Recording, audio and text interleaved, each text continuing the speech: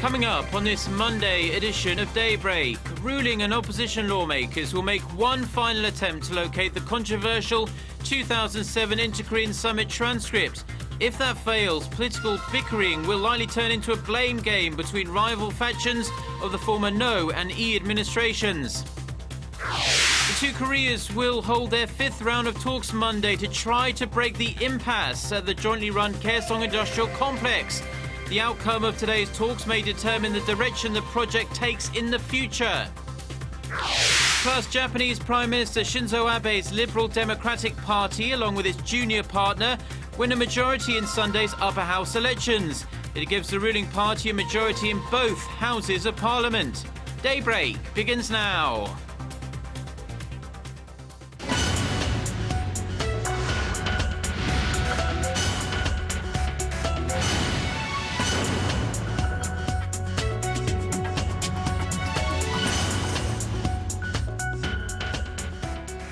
Good to have you with us. You're watching Daybreak on Monday, July 22nd here in Seoul, and I'm Choi Yoo-sun.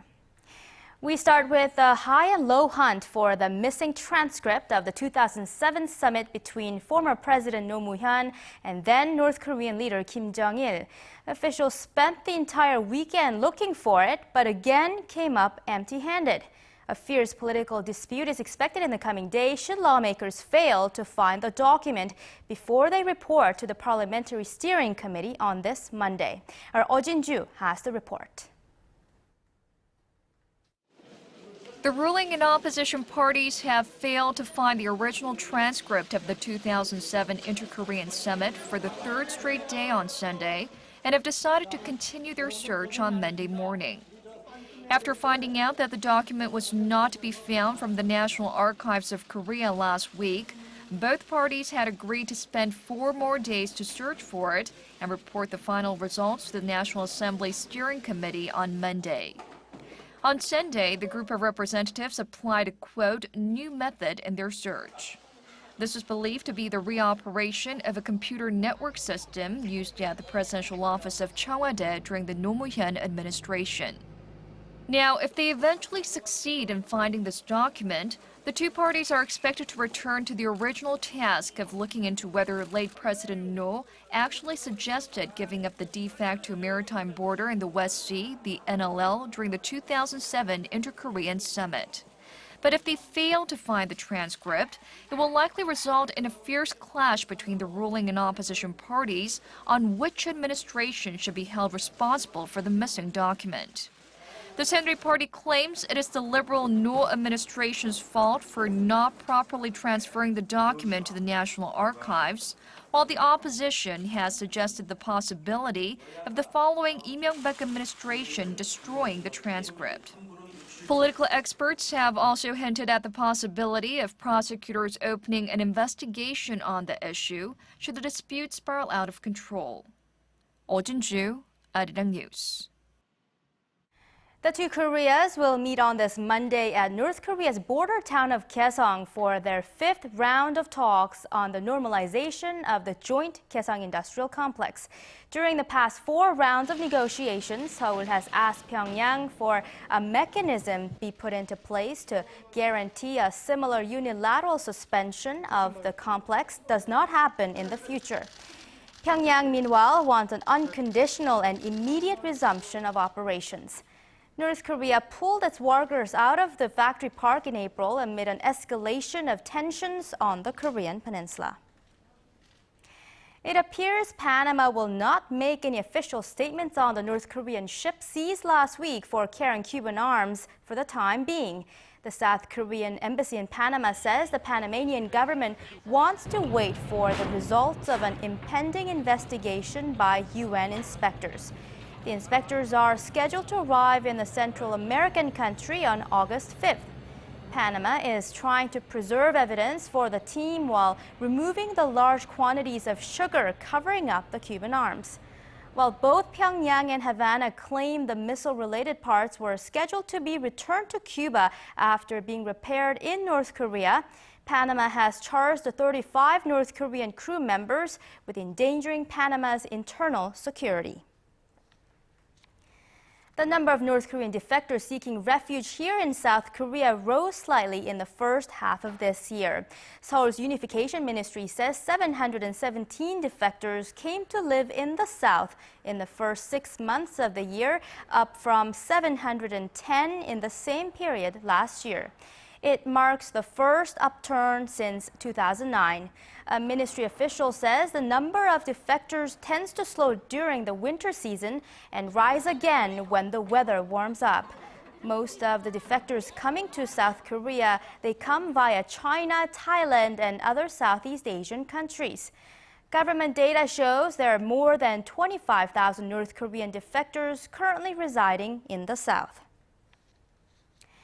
The South Korean government has proposed a slight increase in its share of the defense costs for the U.S. troops stationed on the Korean peninsula. According to a high-level government official, Korea proposed a little less than 870 billion won, or around 775 million U.S. dollars, in the first negotiation with the U.S.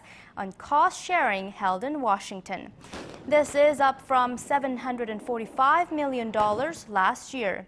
Under the Special Measures Agreement with the U.S. signed in 2008, Korea adjusts its financial contribution each year to keep up with inflation. The U.S. is expected to present its position on the proposal in the second and third rounds of talks set for Wednesday and Thursday in Seoul. U.S. President Barack Obama is reportedly planning to attend a ceremony marking the 60th anniversary of the Korean War Armistice Agreement this week. A diplomatic source says Obama may deliver a speech at the Korean War Veterans Memorial in Washington on Saturday. Korean President Park Geun-hye is expected to send a delegation to the event. If President Obama joins, he will become the first U.S. president to take part in a formal ceremony to mark the Armistice Day. There is also a possibility Vice President Joe Biden may attend on his behalf. On July 27, 1953, the Armistice Agreement was signed, halting the 3-year-long Korean War. The number of Korean tourists going abroad topped 7 million in the first half of this year, recording an all-time high. The Korea Tourism Organization said 7.23 million Koreans traveled overseas, up nearly 10% from the same period last year. The organization explained that a growing boom in leisure and travel contributed to the surge in overseas trips. Japan was the preferred destination due to the weakening Japanese yen, with the number of travelers jumping more than 37% in the period of January to April compared to the same period last year. On the other hand, the number of foreign visitors to Korea rose 3.6%, reaching 5.5 million in the first 6 months of the year.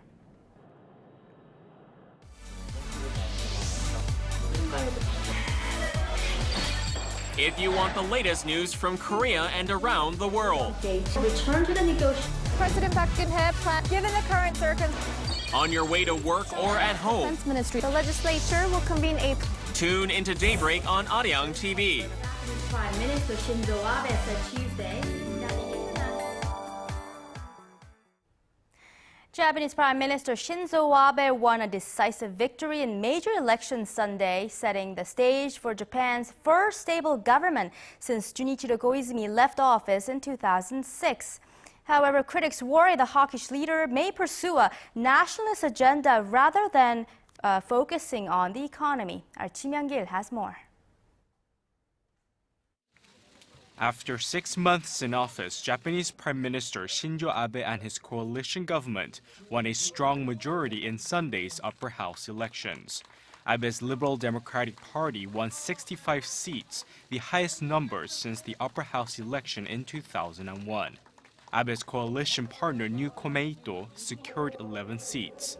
Every 3 years, half the members of the 242-seat chamber stand for election.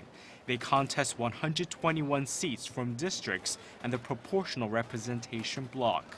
In a victory speech Sunday, Abe said he would focus on fixing the world's third biggest economy through his economic policy dubbed Abenomics, which mixes hyper-easy monetary policy and increased government spending. The LDP is also calling for revisions to the constitution supported by the Japan Restoration Party and UR Party.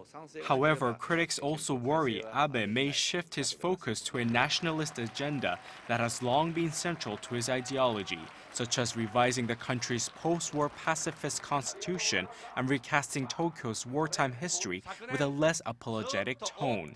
Such a shift may further strain ties with Korea and China, where bitter memories of Japan's past atrocities run deep. Since Abe's coalition government came to power last December, Japan's economy has grown by 4% and the stock market by more than 40%. 지명길, Arirang News. Crown King Philip has been sworn in as the new king of Belgium following the emotional abdication of his father Albert II due to ill health. 53-year-old Philip took the oath Sunday in a colorful ceremony in Parliament. One of the important duties of the monarch in Belgium is to resolve constitutional crises. The new king will face a delicate political task to mediate between the French-speaking region of Wallonia and Dutch-speaking Flanders, where support for independence has been growing. Tensions between the north and south of the country have brought down several governments in the past. In his final address, King Albert II said he hoped Belgium stayed united. Angry crowds have thrown stones at French police and set fire to cars in a Paris suburb after a Muslim woman was told by police last week to remove her face-covering veil. The unrest began with the arrest of the woman's husband, who is accused of trying to strangle the police officer. Trouble started brewing on Friday night when hundreds of people attacked a police station where the man was being held. One leading Muslim group said police provocation triggered the unrest, which also saw bus shelters and cars torched by youths. On Sunday, a car was driven at police, but no one was hurt.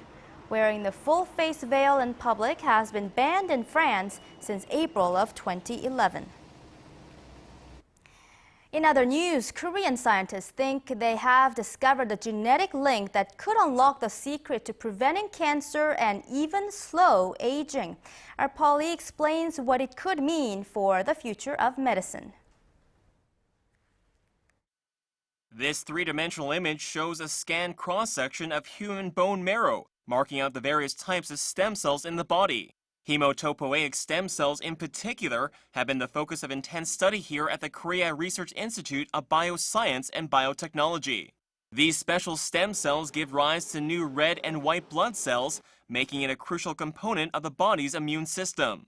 Dr. Chung Hae-young, lead researcher at the Institute's Immunotherapy Research Center, says his team was able to identify a genetic mechanism that maintains this biological balance. During our research of the mechanisms that induce aging, we found out that the TXNIP gene and a protein called P53 interact with each other. We were able to identify that this interaction plays a key role in anti-oxidation. TXNIP is a gene that is typically found in hematopoietic stem cells and regulates the expression of the tumor-suppressing protein P53. By working together, they inhibit and repair the damage from oxidative stress, a natural buildup of toxins that can lead to cancer, heart failure, and Alzheimer's disease. In animal testing, mice that lack the TXNIP gene died just after 7 days, whereas the mice in the control group had normal lifespans. Researchers found that the gene-deficient mice had up to 90% less hematopoietic cells and up to 40% more oxidative stress-related compounds.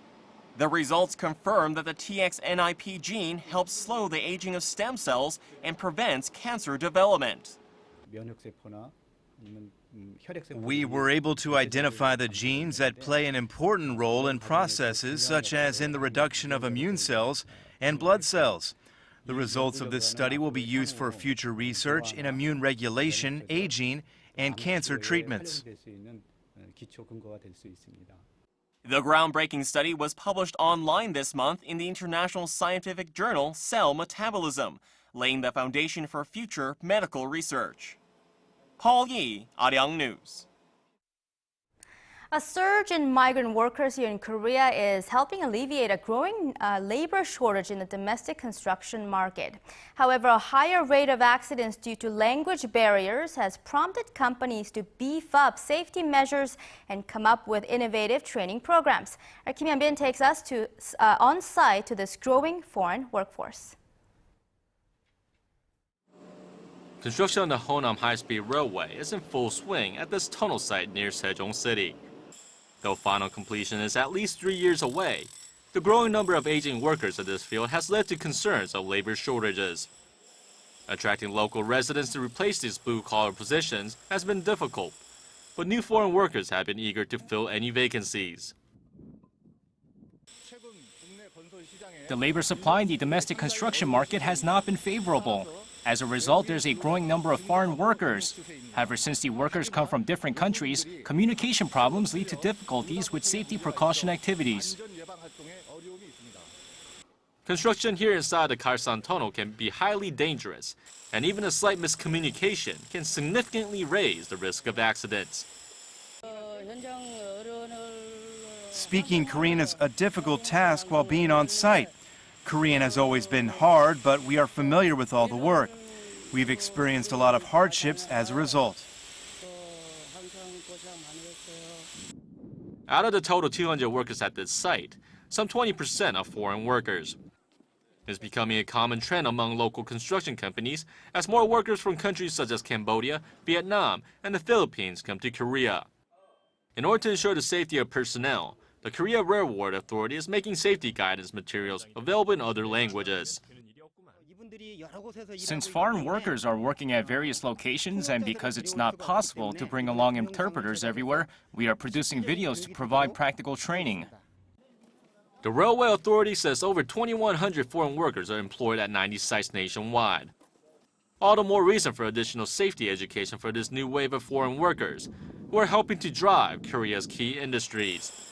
Kim Hyun-bin, Arirang News.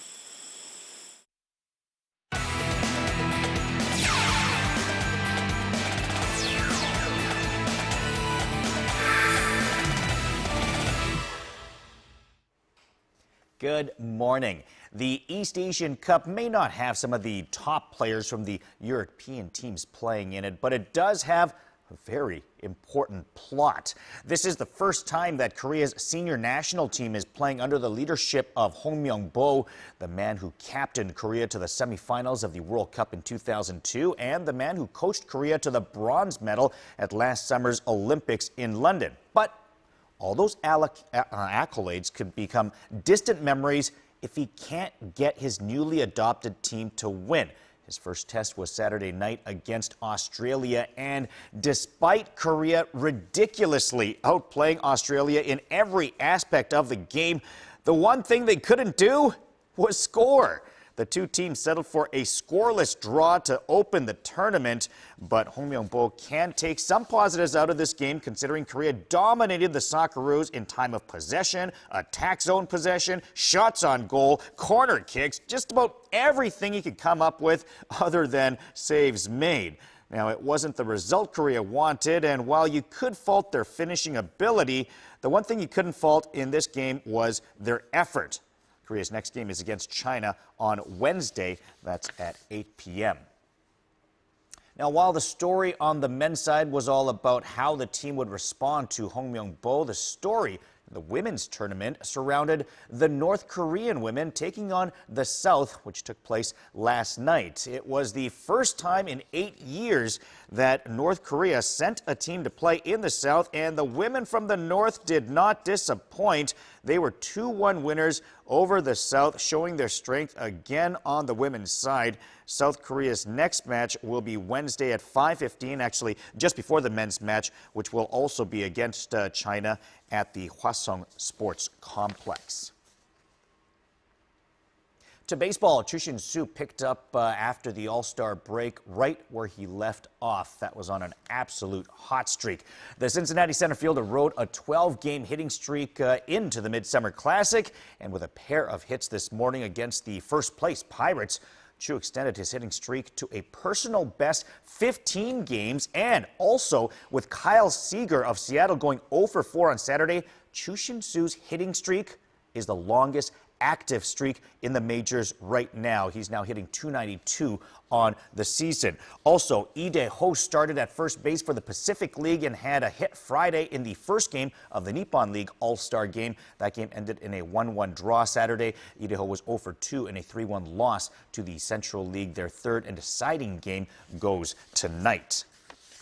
And Jeju and Incheon were the only two teams that hadn't played their 19th games of the K-League Classic season going into the weekend, and they met yesterday for essentially the only game in the league, and you are not going to believe this. A 40-minute mark goal that is taken by Kwon Jung-hyuk. It was a free kick. No one gets it in the air. The bounce totally fools Jeju keeper Park Jun-hyuk, and somehow this goes in.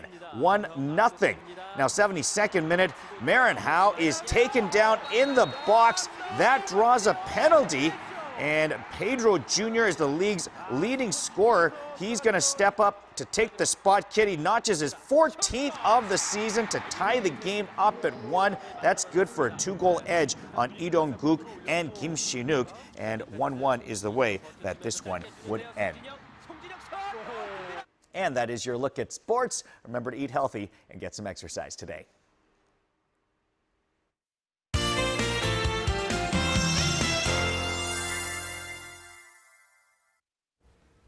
Good morning. I'm Lee Ji-hyun with your latest weather forecast. Well, the monsoon front is heading towards south again, so northern parts of central region have been receiving heavy downpour from last night. In fact, heavy rain warning was issued in some parts of Gyeonggi. That's Osan, Pyeongtaek, Yongin, and Wonju in Gangwon. It's pouring over there. And heavy rain advisory is in place for some of other parts of central region, so it's a washout morning for central provinces. Now, I assume the rainfall will cause the headaches for the morning commuters, so give yourself extra time for your Monday morning commute today.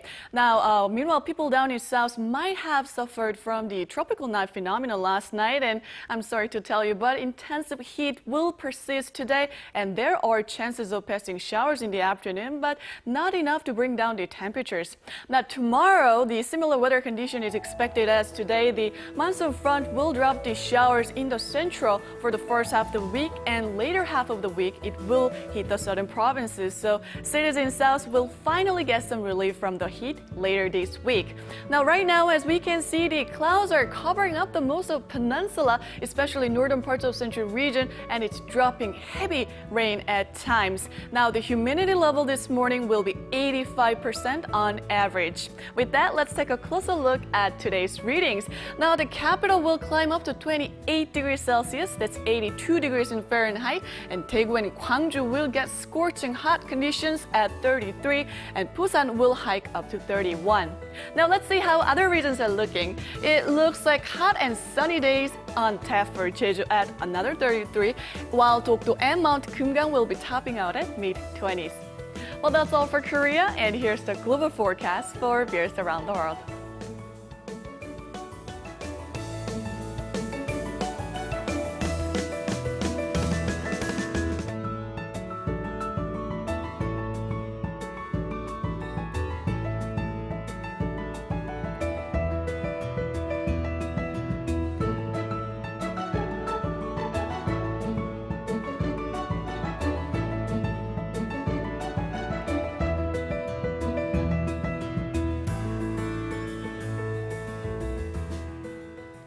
Well, the roads can be extremely slippery this morning, so make sure to drive with extra caution and don't forget to buckle up. Now, have a great Monday, everyone.